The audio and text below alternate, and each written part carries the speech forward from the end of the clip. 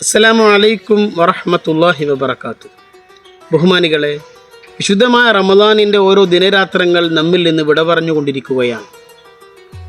നോമ്പിനെക്കുറിച്ച് മഹാനായ റസൂലുള്ളാഹി സ്വല്ലല്ലാഹു അലൈഹി വസല്ലമ തങ്ങൾ ഒരു ഖുദ്സിയായ ഹദീസിൽ പറയുന്നു.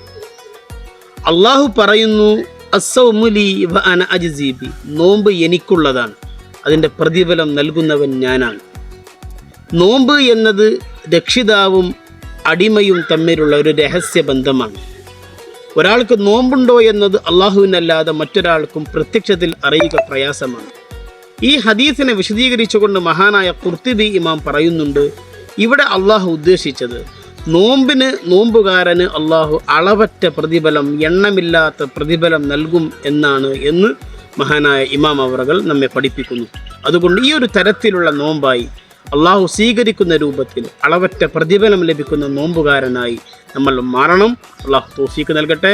ആമീൻ. അസ്സലാമു അലൈക്കും വറഹ്മത്തുള്ളാഹി വബറകാതുഹു.